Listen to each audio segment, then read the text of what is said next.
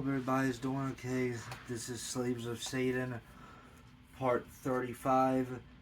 And, uh, well, I'm still tying this in to the last four episodes that's been primarily about the Babylon working ritual. This time, I felt the need to go very far back, the furthest I've gone back out of any of these in this series so far. And I want to take some time to talk about John Dee, because something that I mentioned several times in the last four videos is how the Babylon working ritual was done using enochian magic, and most people don't know what it is or where it came from. So while the person of interest in this video is John Dee, I want to go over a couple different things. I want to go over him as a person, of course. I want to talk about what role it played in the Babylon working ritual. Because you might think on an outside view that I'm just beating on this thing like a dead horse, but if people want the answer to why the world is the way it is now, why technology just went crazy out of nowheres, the Babylon working ritual is where you find the answers to all of that. I'm also gonna be going over the Hermetic Order of the Golden Dawn, because that plays a part in it as well. Okay, so John Dee, I would say he was by far the most famous occultist in the 1500s. He was a mathematician, astronomer, astrologer, alchemist, the court astronomer to Queen Elizabeth the First. Practiced divination, hermetic philosophy, and antiquarian. He met Girolamo Cardano, who I wouldn't say he was his teacher, but I'm sure he picked up some things along the way from him. As I would say that he's probably the third or fourth most famous occultist of that era, before John Dee, and I would say he was even deeper into it, in my personal opinion. And he claimed that he received a magical gem from him. I also want to mention, before I go any further, that John Dee is not solely responsible for this enochian magic. He had what you would call a scribe, or you can say an accomplice of some sorts, a man named Edward Kelly.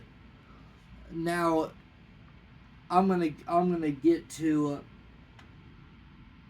how this stuff came to be in a little bit, but Edward Kelly had more of a one-on-one role in the Enochian magic system, but John Dee kind of put it together, and I will be making a separate video on Edward Kelly as well.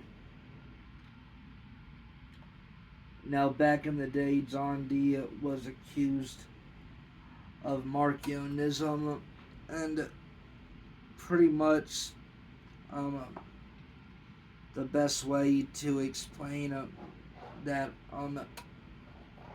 in a time efficient way, it it's um, it has some beliefs of Gnosticism in it, and the big problem with it is that it denies the deity of Jesus Christ, which is something that all these people do, because a lot of these people, they'll be into all this stuff, but then they'll start talking about Jesus, because the Jesus that all these people and the majority of my Slaves of Satan series, they believe in the Jesus of the Gnostic Gospels, which I do not recommend reading. There's really not much to even be gained, even in a research purpose. It's just a bunch of nonsense. They're not authentic writings that were wrote in the time of Jesus Christ walking on earth.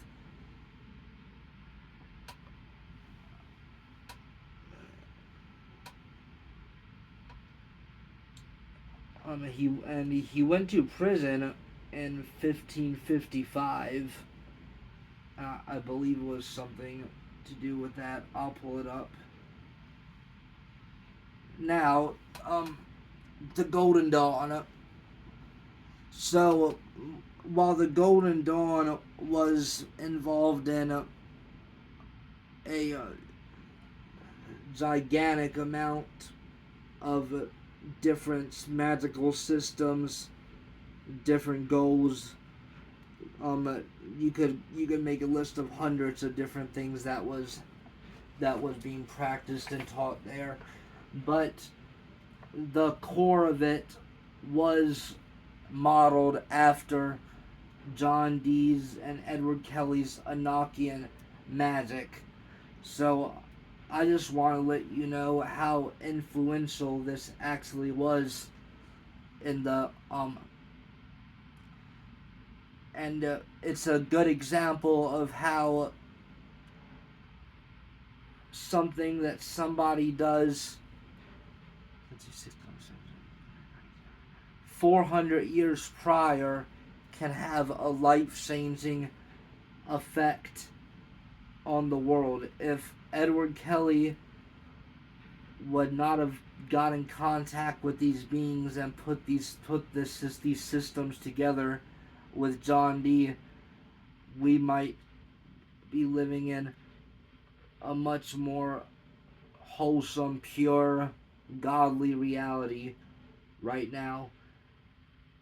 Because not only was the Babylon working ritual used with Enochian magic, but so was Aleister Crowley's Amalantra working ritual, which was in 1918, I think it's 17. That was done with Enochian magic, where that llama walked out of that portal, and that was the first recorded sighting of a gray alien. Other people, well, of course, when you Google it, there'll be some stupid story about how the 40s was the first sighting. I think that's when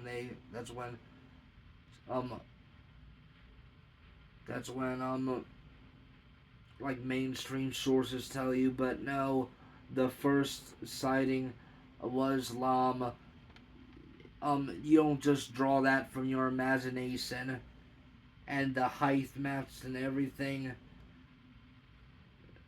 And I believe, as far as I know, the portal was closed at that point.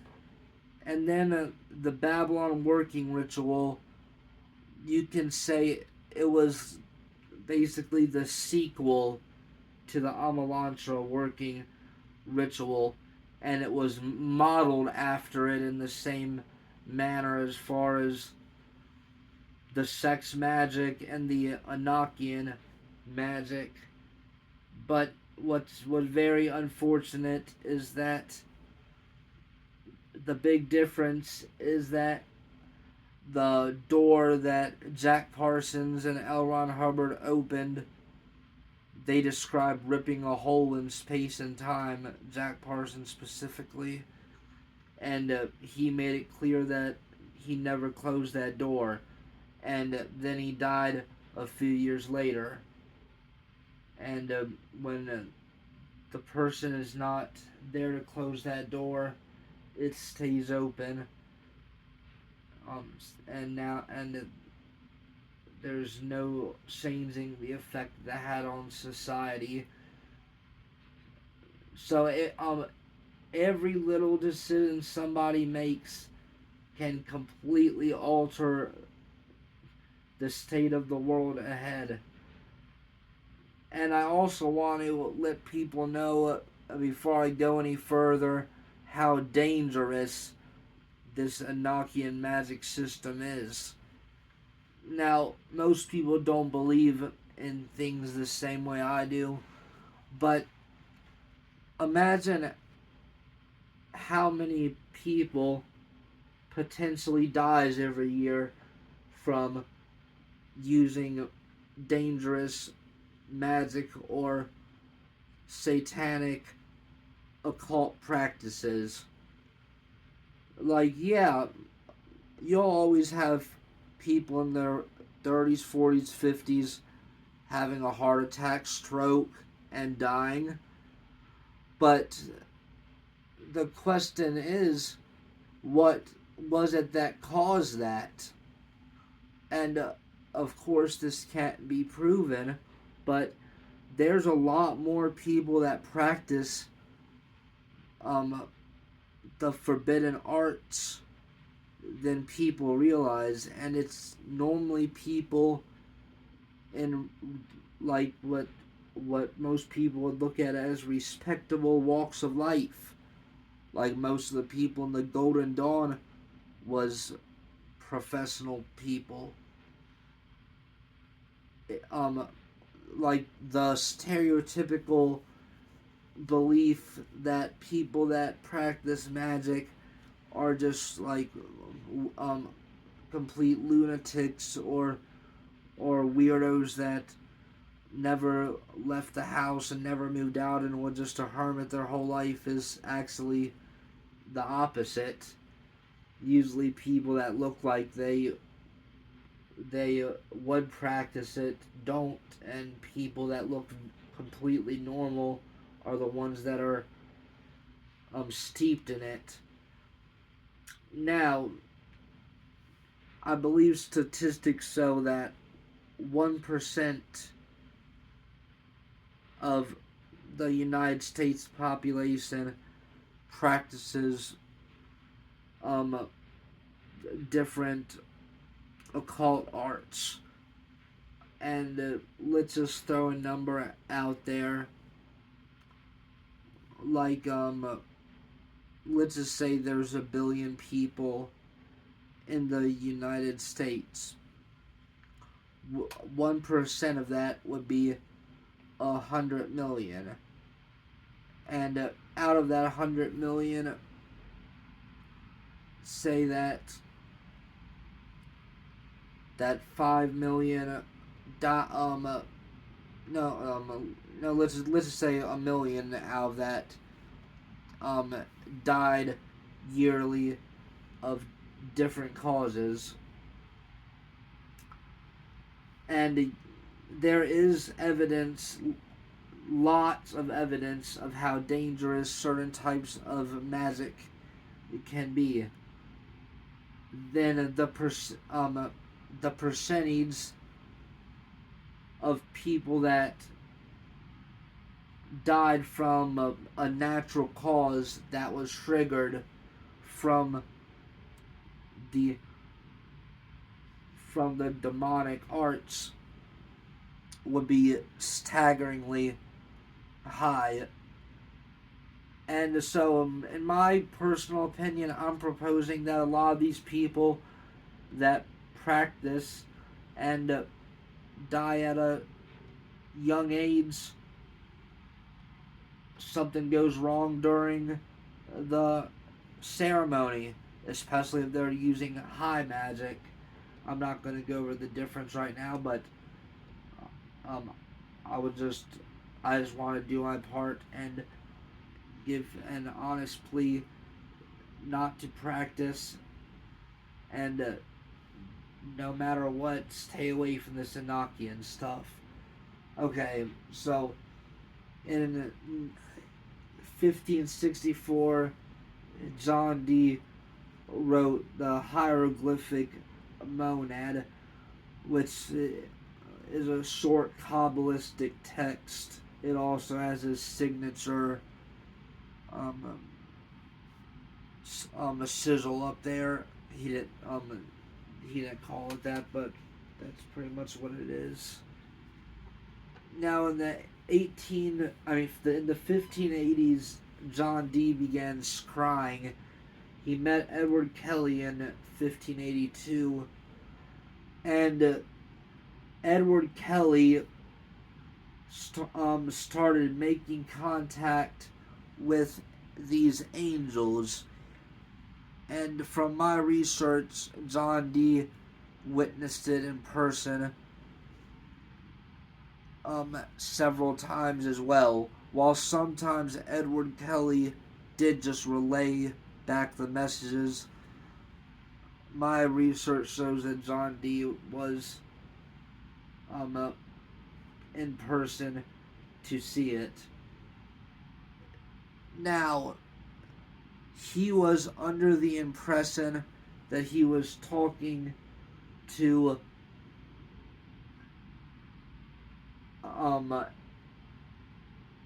angels that did not fall from grace.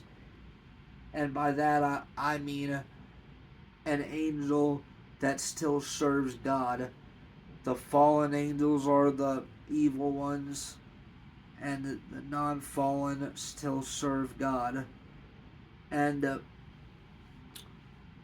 if a person can contact angels, or angels just start coming to them and feeding them information, then I can assure you this is not an angel of the Lord.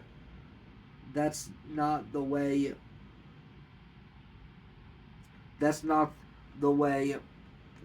God communicated with his people in the Old Testament or the New. There would be very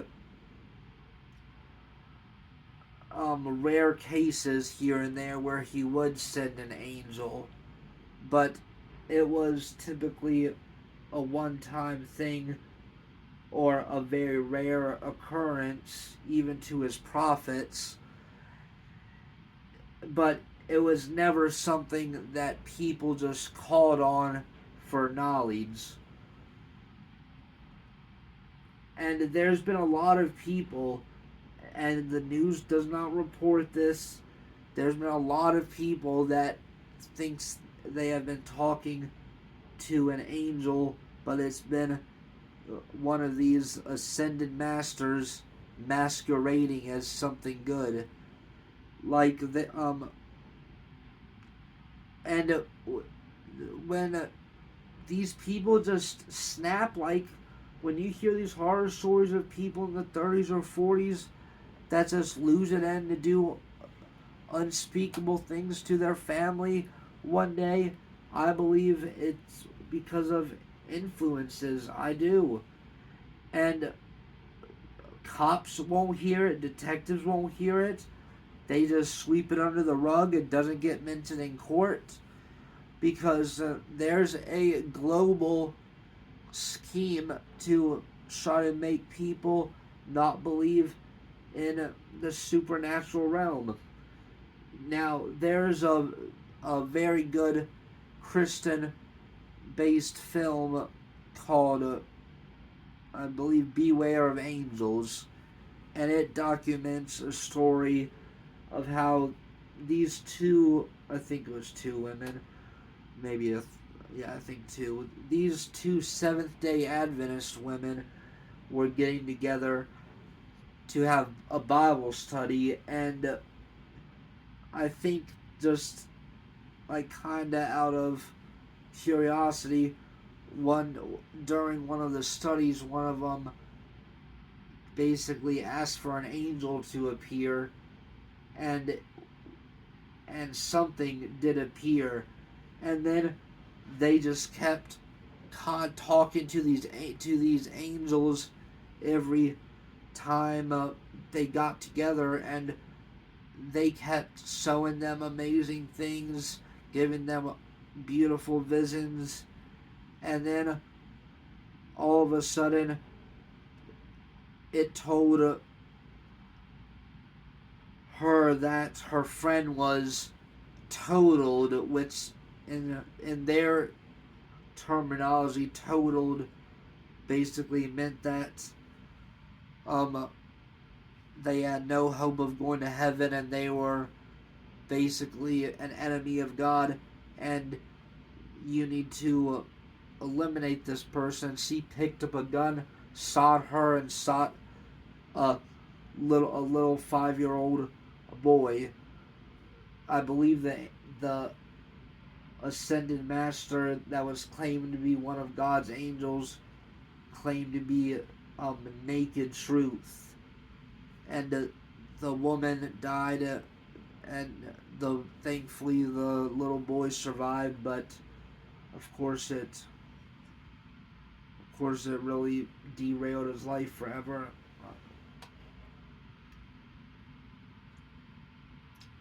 Okay, I'm sorry. I just want to make it clear not to ever call out to these things.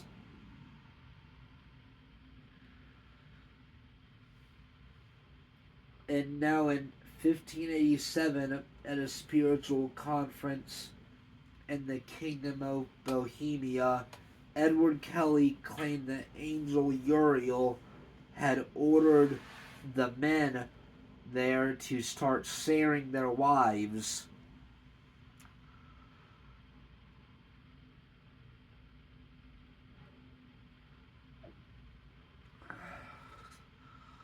So, see, this is an example, and I believe Uriel is specifically mentioned in one of the apocryphal texts. I'll put the verse up there. Now, one of the most, I believe Uriel is an archangel, if memory serves correctly. Now, do you really think that one of God's highest ranking angels would come down and tell everybody to just start swinging? And what's crazy is that John Dee claimed to be a Christian. And that's why I tell people the word Christian doesn't really mean that much. Because apparently almost 70% of so-called Christians don't even believe in a literal Satan. Now the Rosicrucians claim that John Dee was a member, even though he denied. There's also been a 500-year rumor that he was the creator of the Voynich manuscript, which is said to be one of the most mysterious manuscripts existing in the world today, and it was bought by Yale University by a book trader, I believe, for $100,000 a couple of decades back. I don't know if there's anybody living or that lived recently that would know what to make of that. I assume whoever wrote it did. It was probably automatically wrote from the eyes of someone that knows what to look for. It looks like an alchemical text mixed with a grimoire, and he also owned the book of Soiga, which is another um, infamous manuscript, and he was one of the main people that made crystal balls popular. Him and Edward Kelly. Now, and he spent 30 years practicing sorcery and speaking to angels. And also, John Dee was the original 007. That's where the inspiration came from for that name. And there's a lot of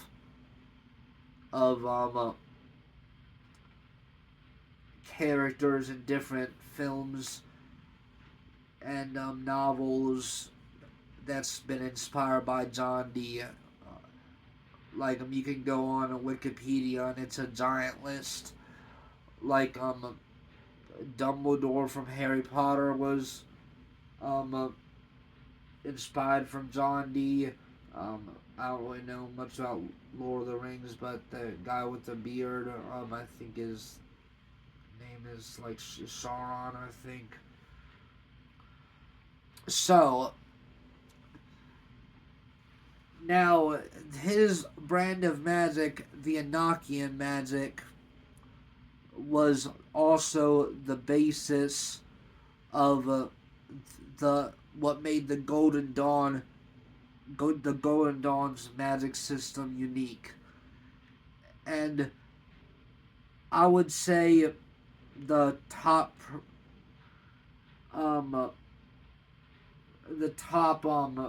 practitioner of modern Enochian magic in the 1800s started out as Samuel Adele LeGregor Mathers, who was Aleister Crowley's pretty much main teacher he ever had. And then obviously Crowley took the teachings and took it way further. Now, it's also some of the Enochian magic system is in the back of Anton LaVey's Satanic Bible. He practiced the Enochian magic as well, and eventually I'll be getting around to him too. But don't let people tell you that he didn't actually believe in the devil and he was an atheist. He completely believed in both sides. He just didn't want to admit it because he kept wanting to make money.